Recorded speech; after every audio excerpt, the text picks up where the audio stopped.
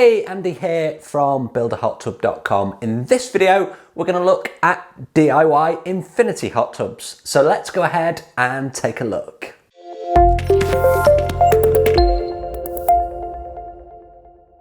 Okay, so before I get going on the Inifinity DIY hot tubs, don't forget to subscribe to the channel. I put my videos out twice a week. Hit that bell notification and you will receive the latest videos straight onto your desktop with a notification as soon as they're available. So don't forget to subscribe.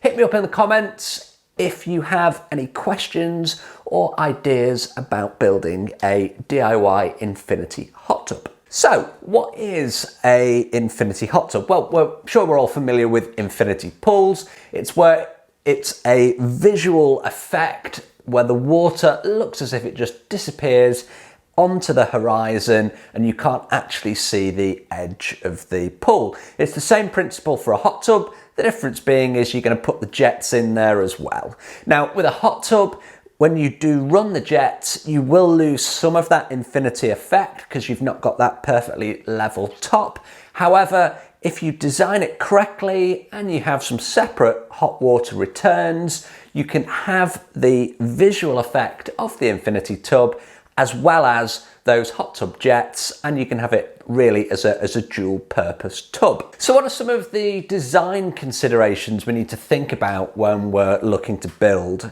a DIY Inifinity hot tub? Well, the first thing is we've really got to understand on how they actually work. Now, an Inifinity hot tub works on the principle that the water is overflowing over one, it can be more edges. The water needs to overflow into a trough and it then needs to be returned to a balance tank. So what is a balance tank? Well, think of it like this. When you fill your Inifinity hot tub right up to the top, it's then overflowing into the trough. That water's got to go somewhere.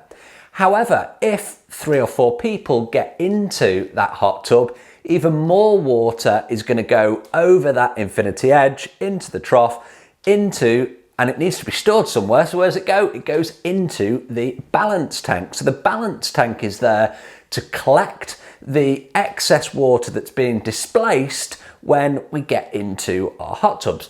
Now, the size of the balance tank that we need really depends on how many people are actually going to be using the tub. So an average sized adult, I should say, would displace somewhere in the region of 70 litres of water, which is around 15 gallons. So it's a quick calculation. If you're going to have 10 people in your hot tub, you need space in that balance tank to be able to store 700 litres or 150 gallons. So the principle's pretty simple. People get in, water comes out, water needs to be stored somewhere, and then it needs to be returned to the hot tub when those bathers get out of the hot tub. So you've got that overflow and that infinity effect again. So pretty straightforward. The difference with the pumps, instead of certainly on the circulation pump, if we're going to separate the circulation and the heating, we want that circulation pump pulling the water from the balance tank and then returning it to the hot tub. So it's a circular process, if you like, so that water that goes over the edge goes into the balance tank, eventually through the pump, heater, filter, not necessarily in that order, and then back to the hot tub. Now, you're going to need some water in that balance tank already.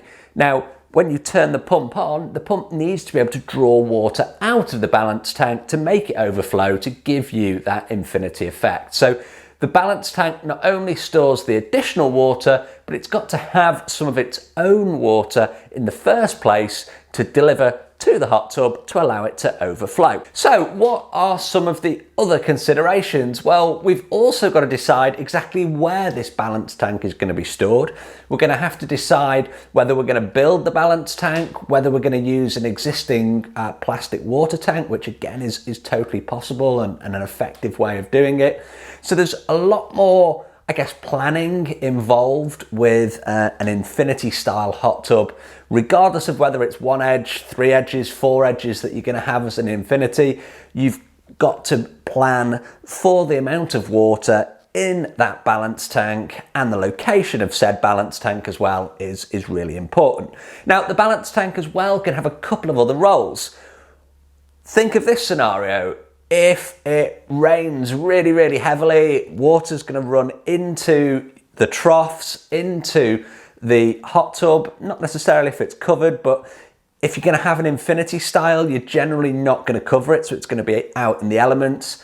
So you've got to have, again, space for the excess water, but you've also got to have a means of allowing that water to escape if there's too much. So you've got to have an overflow in your balance tank that's going to empty any additional water. So if it does fill up with rainwater, for example, you can get rid of it. Okay, so that's another consideration you need to think about.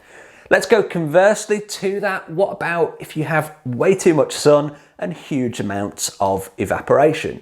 The last thing you want is that pump to run dry, so you're going to need some kind of a water auto leveling system in that balance tank. Now, it sounds more complicated than it actually is. You can use something as straightforward as the same kind of style, the floating ball valve that you get on a domestic header water tank for your hot water system, for example.